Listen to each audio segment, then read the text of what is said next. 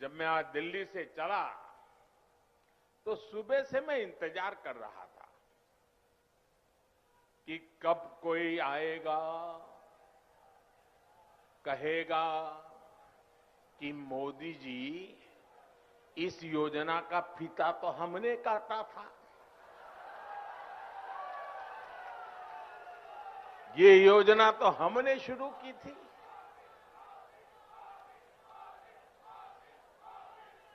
कुछ लोग हैं जिनकी आदत है ऐसा कहने की। हो सकता है बचपन में इस योजना का फीता भी उन्होंने ही काटा हो। साथियों, कुछ लोगों की प्राथमिकता फीता काटना है,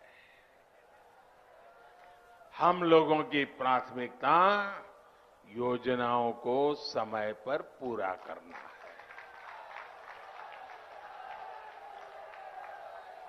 2014 में जब मैं सरकार में आया था तो ये देखकर हैरान था कि देश में सिंचाई की 99 बड़ी परियोजनाएं, 99 परियोजनाएं जो देश के अलग अलग कोनों में दशकों से अधूरी पड़ी है।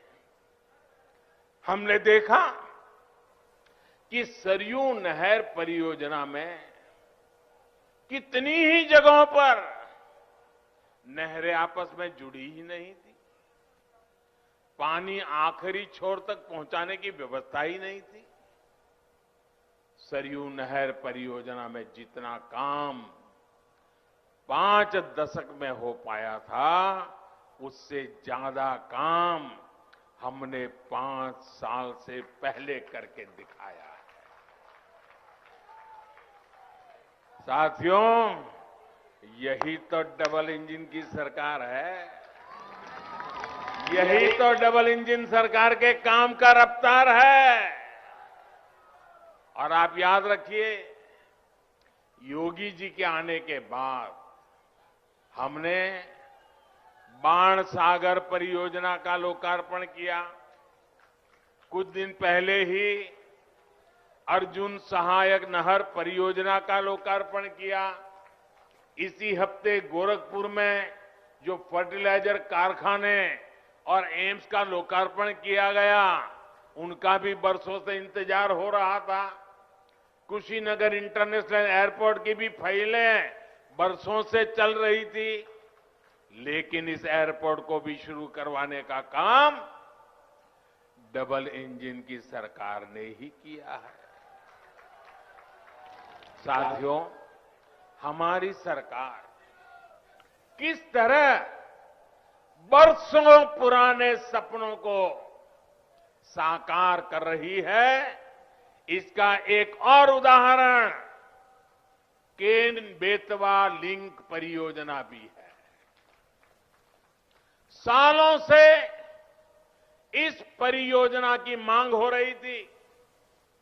अभी 2-3 दिन पहले ही कैबिनेट ने इस परियोजना को स्वीकृति दे दी है और इस पर 45,000 करोड़ रुपए खर्च किए जाएंगे।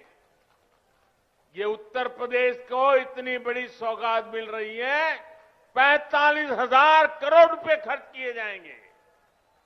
ये परियोजना बुंदेलखंड को जल संकट से मुक्ति दिलाने में बड़ी भूमिका निभाएगी।